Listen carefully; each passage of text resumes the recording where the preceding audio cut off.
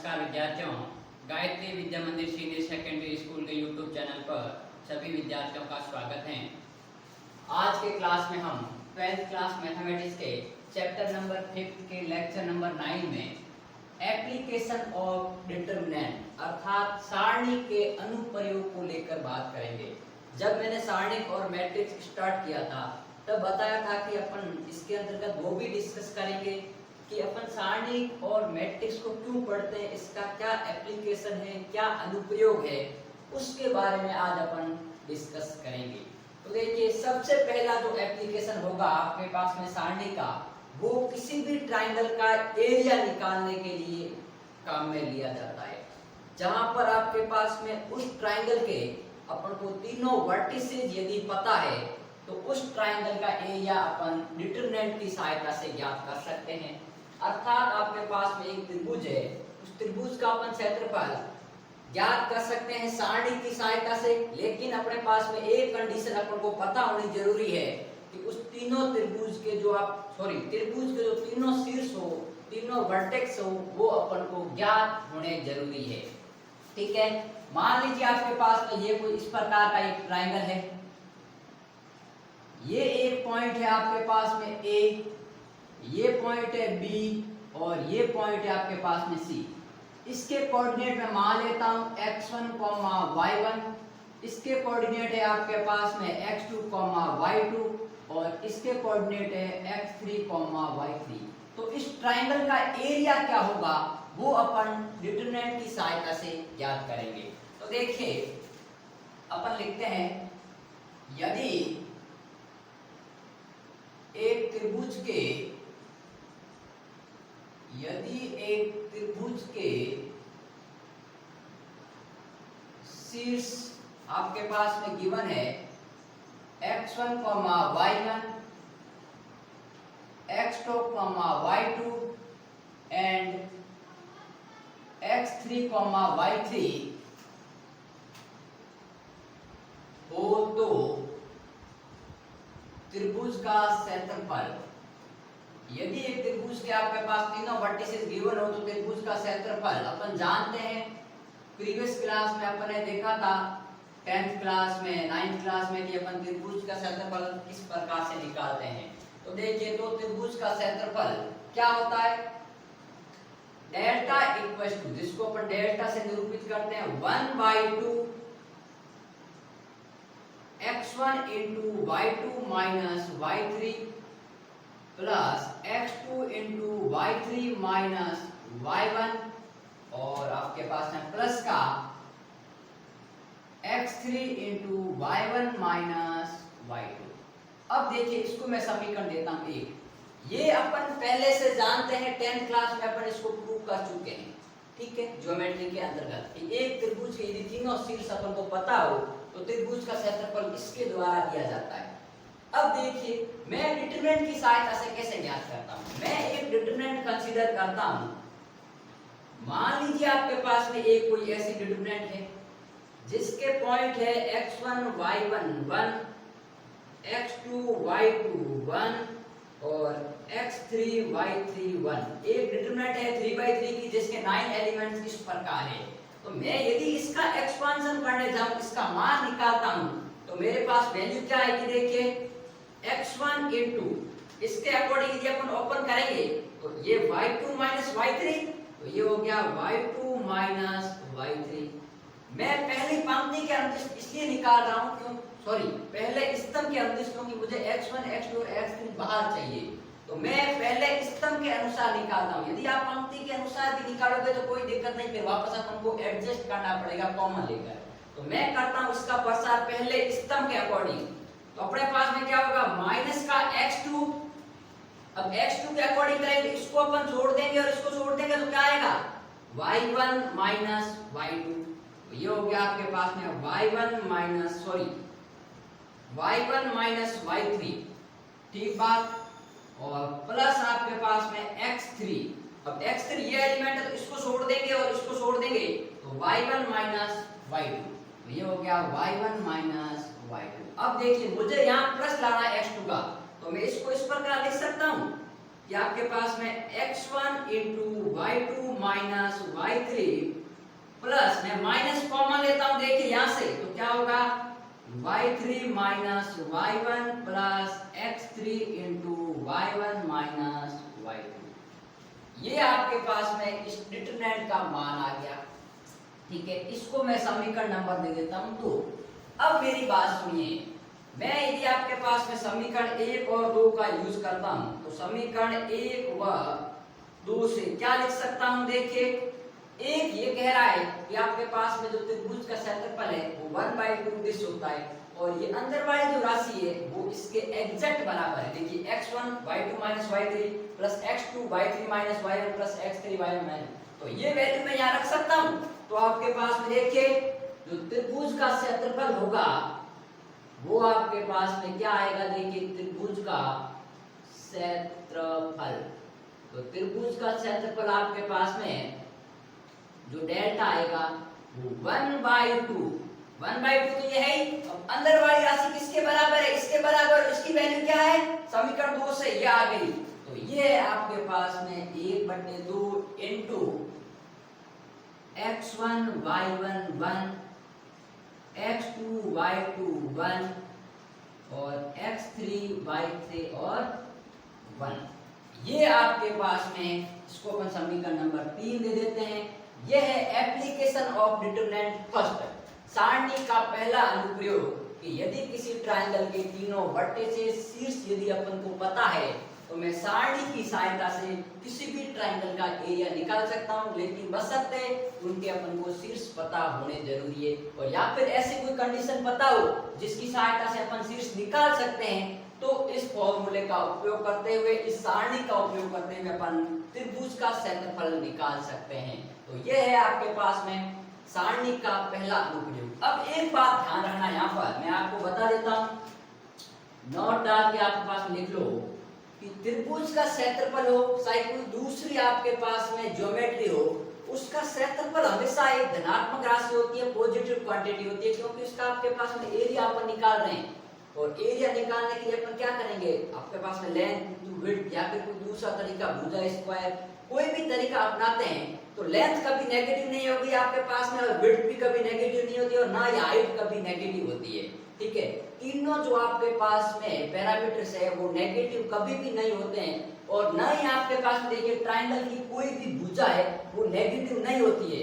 या तो आपके पास में एक पॉइंट होगा तो जीरो होगी, और पॉइंट से थोड़ी सी बड़ा यदि अपन भुजा देखते हैं तो आपके पास में जीरो से बड़ी होगी, लेकिन नेगेटिव कभी नहीं होगी।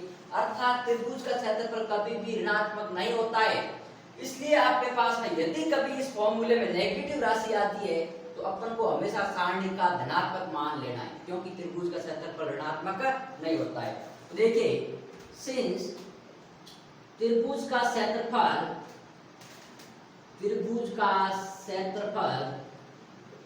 हमेशा धनात्मक राशि होती है, हमेशा धनात्मक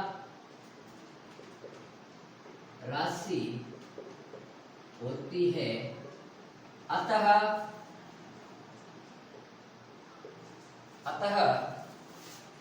सारणी का मान हमेशा धनात्मक लिया जाएगा, हमेशा धनात्मक लिया जाएगा, धनात्मक लिया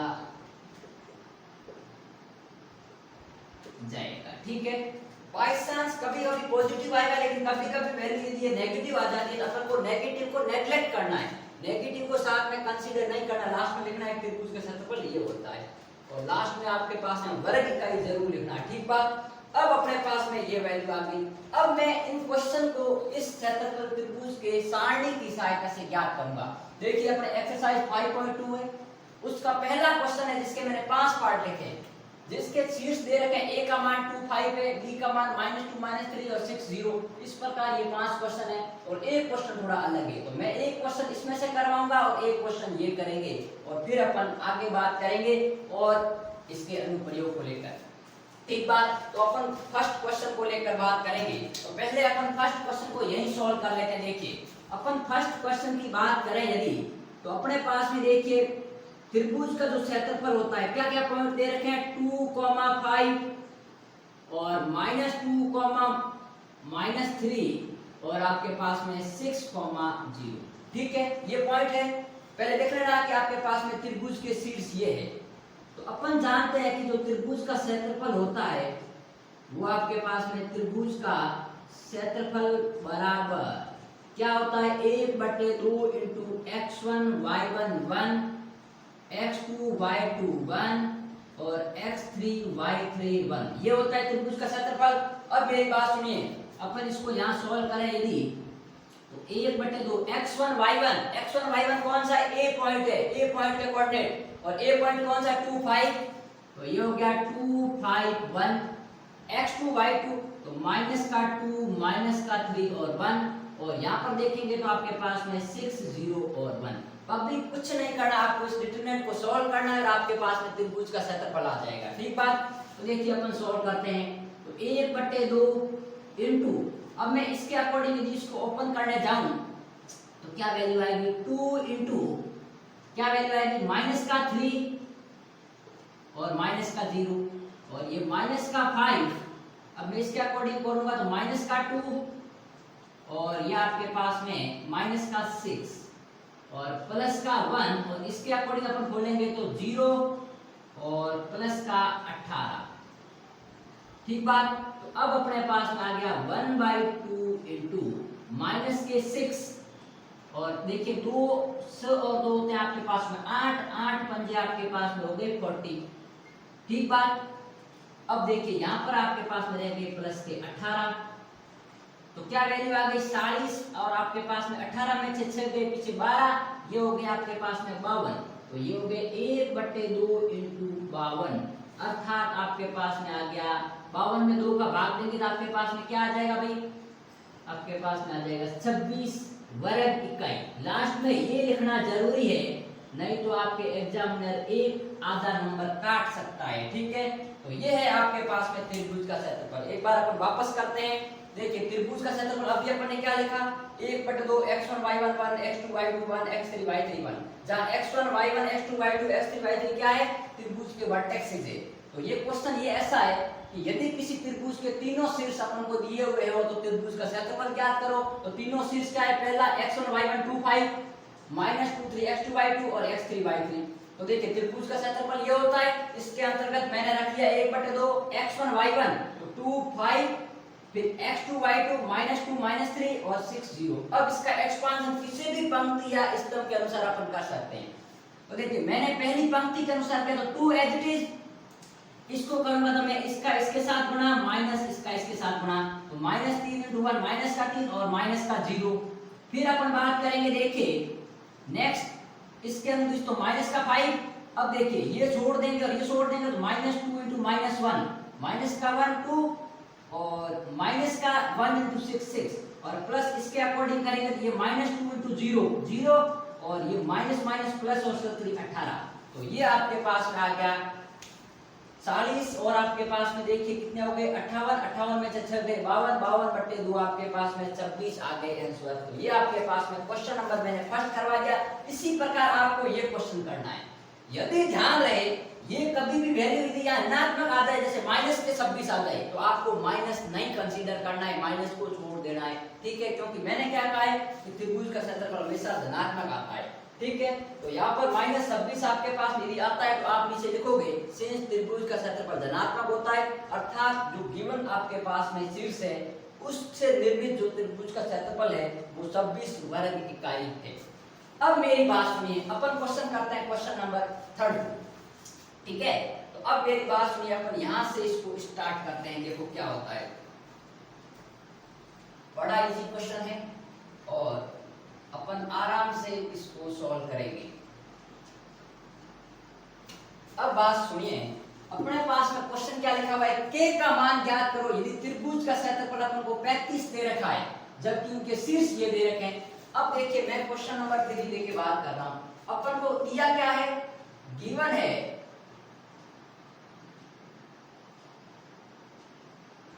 एक तो दे रखा है त्रिभुज का क्षेत्रफल बराबर 35 वर्ग इकाई। हमेशा अपन को त्रिभुज का क्षेत्रफल ज्ञात करना होता है। इसमें अपन को त्रिभुज का क्षेत्रफल ज्ञात करना था, इसमें अपन को दे दिया, ठीक है। और अपन को शीर्ष क्या दिए हुए हैं, अब देखिए ये हो गया आपके पास में शीर्ष। तो शीर्ष आपके पास में देखिए क्या है, पहला है k,4, दूसरा है 2, -6 और तीसरा है आपके पास में 5,4। ठीक बात। अब मेरी बात सुनिए, अपन जानते हैं सिंस त्रिभुज का क्षेत्रफल, अपन जानते हैं कि जो त्रिभुज का क्षेत्रफल होता है वो क्या होता है भाई, 1/2 into x1 y1 1, x2 y2 1, x3 y3 और 1। ये तो होता है त्रिभुज का क्षेत्रफल। अब अपन को त्रिभुज का क्षेत्रफल 35 दे रखा है, तो देखिए मैं इसको यहाँ कंसीडर कर रहा हूं 1/2 x1 y1, तो ये हो गया आपके पास में k4 और 1, x2 y2 तो 2 का -6 और 1, x3 y3 तो 5 का 4 और ये 1।